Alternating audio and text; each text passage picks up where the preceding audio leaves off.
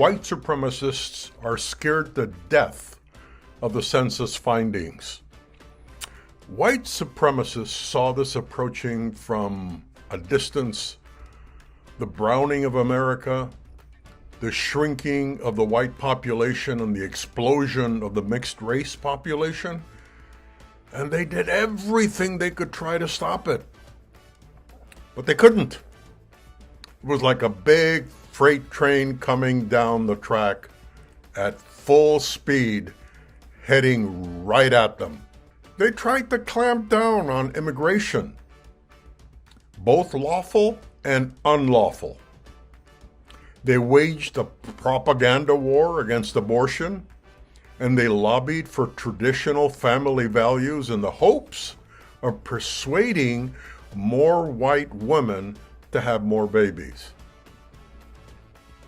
They orchestrated a system of mass incarceration that siphoned millions of young American marriage-age men, disproportionately Black and Hispanic, out of the baby-producing population, locked up in jails with other men.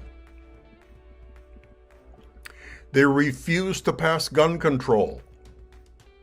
Laws against gun violence disproportionately ravage Black communities because if they kill each other, there's going to be less Black babies.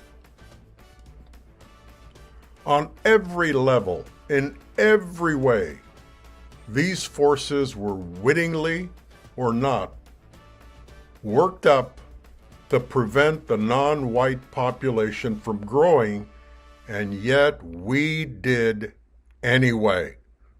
And they're frightened out of their wits because we accomplished it.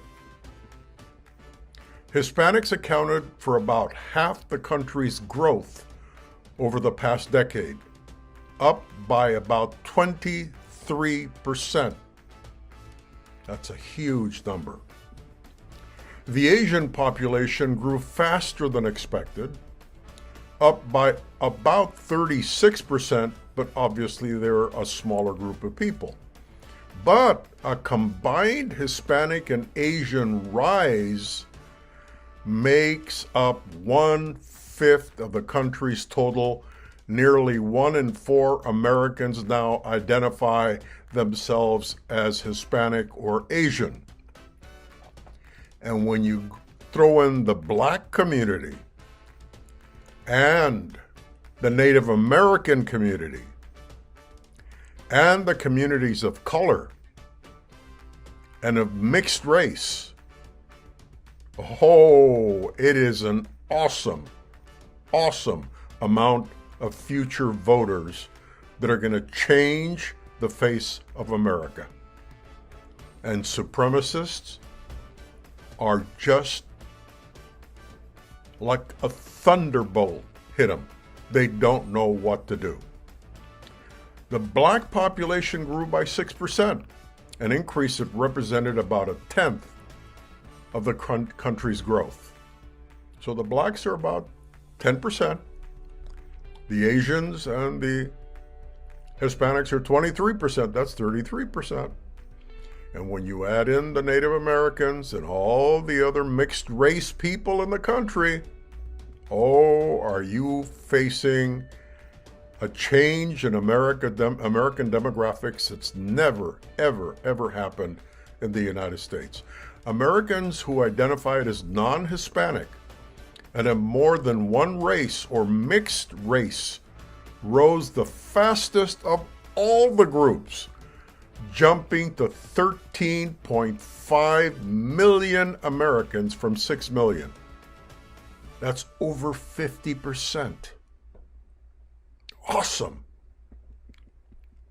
Meanwhile, the white population in absolute numbers declined for the first time in the history of the United States of America. Dreadful. This data is dreadful for white supremacists.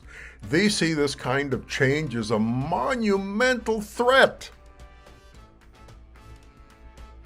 and they're trying to deal with it accordingly. So what is the white supremacist solution going forward?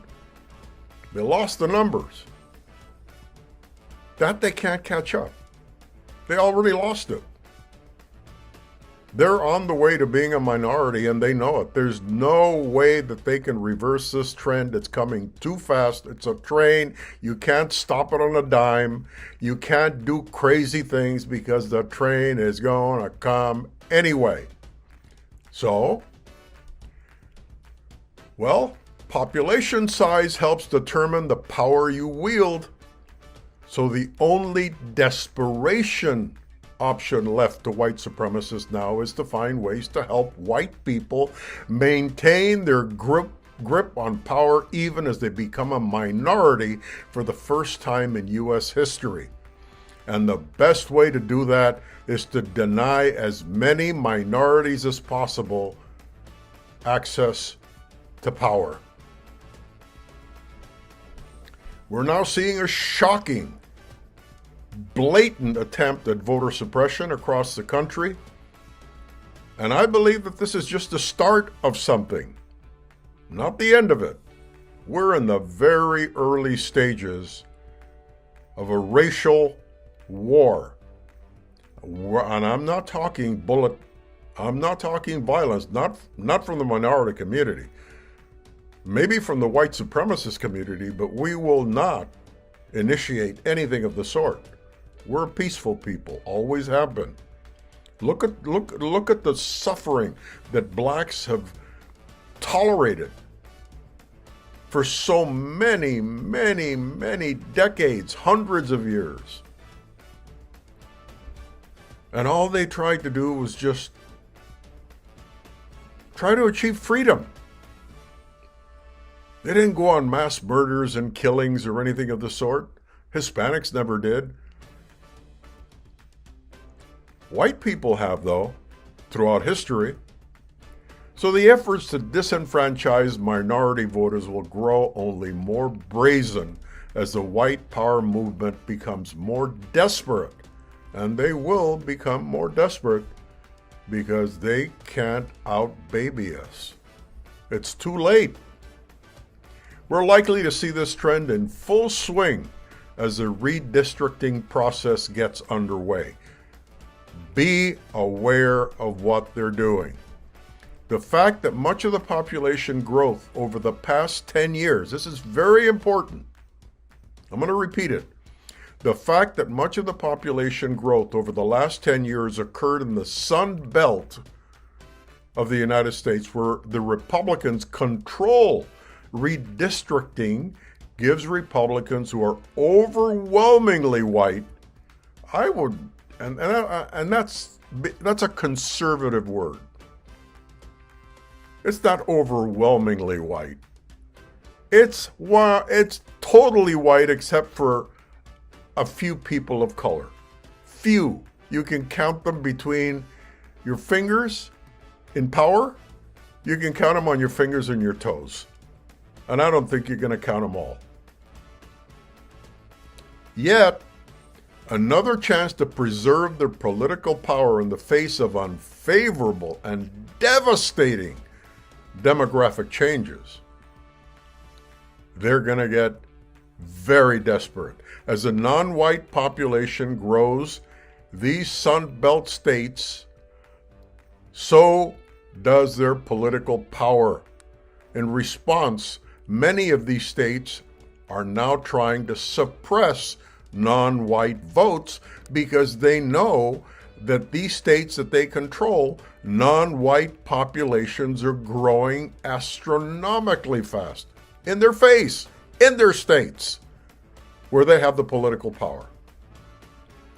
The Sun Belt states are Alabama, Arizona, Florida, Georgia, Louisiana, Mississippi, New Mexico, South Carolina, Texas, North Carolina, and Nevada. Now, I think you start seeing why Trump was so upset about what happened in Georgia, and why Florida was so important and still is to him, and why he wanted recounts in Arizona. and why he was upset about Nevada. These are states they're targeting because they're Sun Belt states, and they're growing very fast in the direction of a non-white majority. So the Republicans, led by Donald Trump, zero in on Nevada, North Carolina, Georgia, Florida, Arizona, and a few more, Michigan, Pennsylvania, to add a few.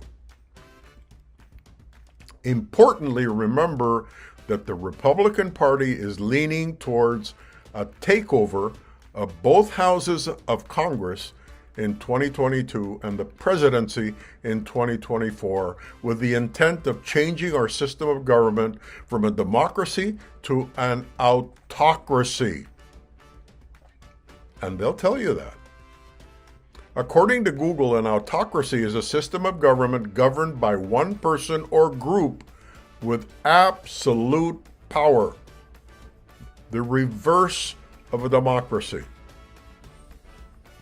All decisions made from the top down, and the people down here, the 330 million Americans, just say, yes, sir, and march to their tune. No longer the power of the people through their representatives. That will be changed. Why now?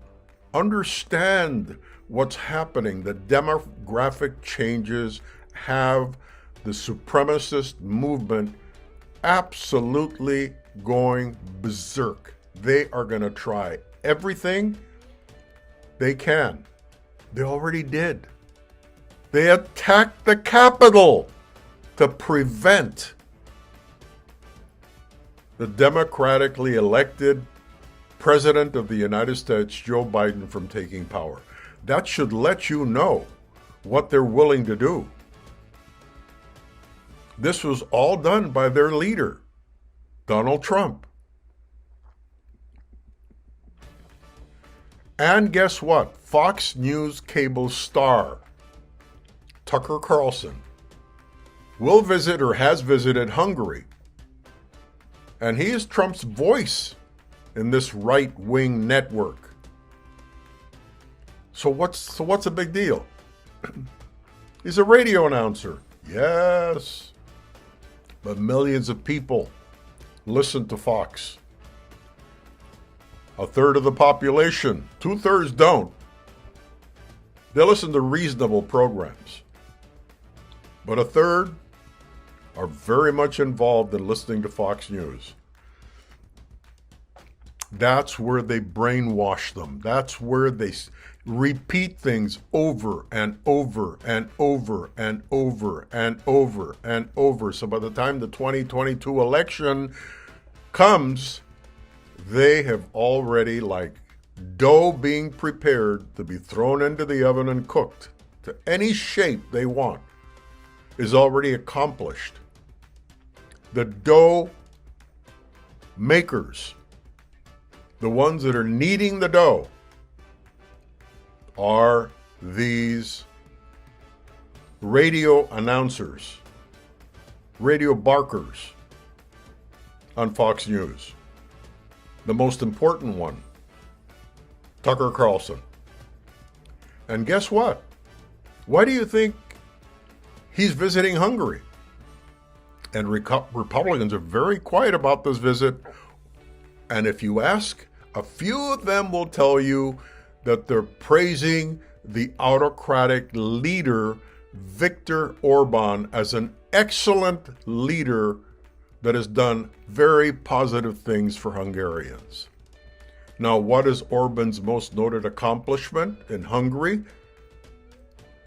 He's been elected 3 times, I think.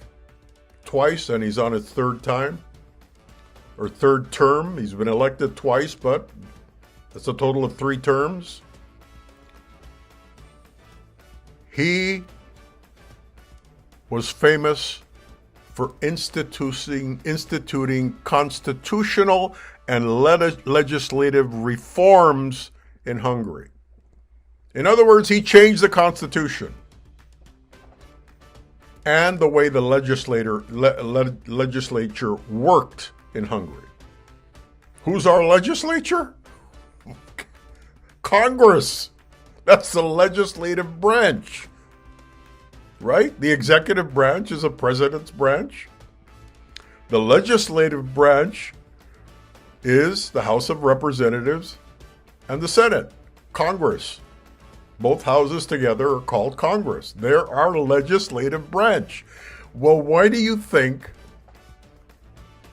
that Tucker Carlson is going there? Trump can't go.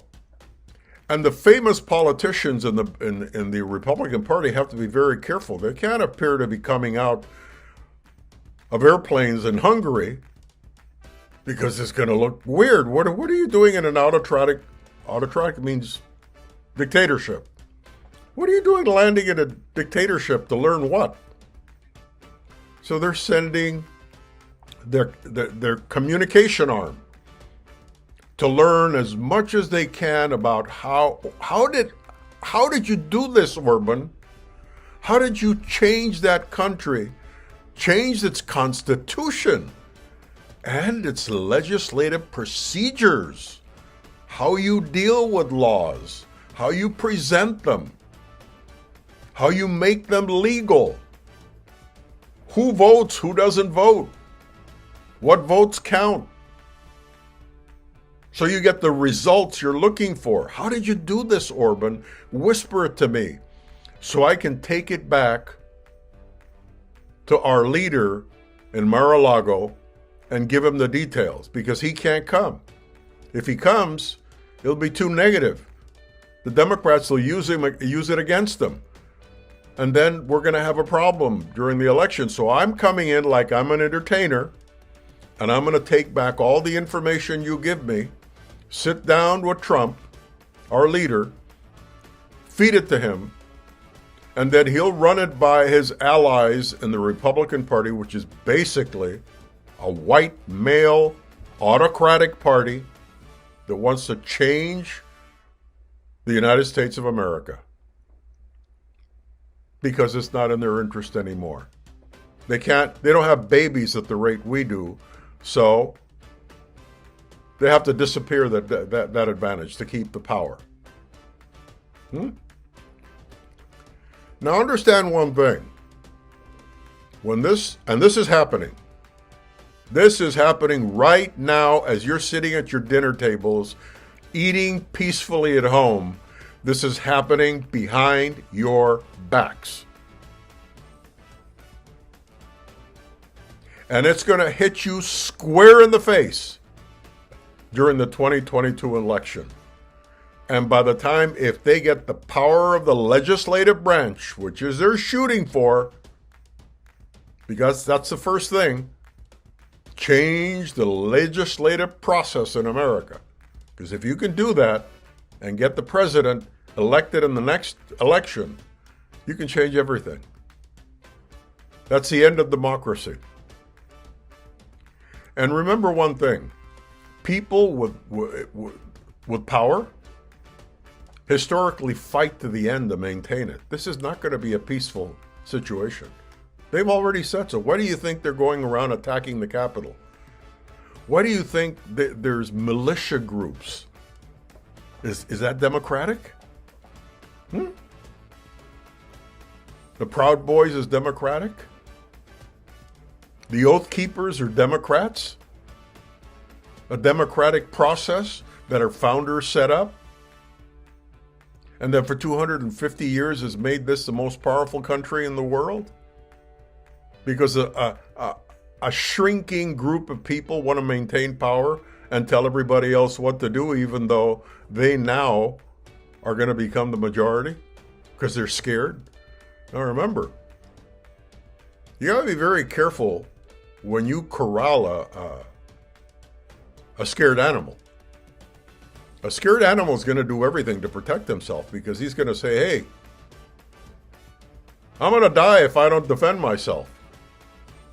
So you scare a cat, and he's going to come at you, even though he's smaller. He's going to claw the hell out of you. A dog's going to bite the hell out of you. A bear is going to destroy you to pieces if you scare him. So understand that scared people with power are dangerous. And we just scared the hell out of them. Not intentionally. We're going about our business peacefully. We don't bear any responsibility that they're not reproducing like they used to. And we are. But we're going to be held accountable for that accomplishment. Be ready. Be extremely aware, informed, and ready for the 2022 election. This is going to be the most important event in your life, because if they take over the legislative branch, that's a first step to change the country. And if in 2024 they take over the presidency, he'll sign everything they send to him. Right now, for 2 years, if you keep Biden in office, well, he's going to be in office. They're going to take over the legislative branch. He's not going to sign anything that puts the democracy in danger. But if in 2024 you elect a Republican president, he's going to sign everything that these autocratic Republicans throw his way. And that's the end of your country. That's the end of America as you know it. America, America, God shed its grace on thee. That's gone. Gone as you know it. If we don't fight for it with a vote and make sure that we stay informed.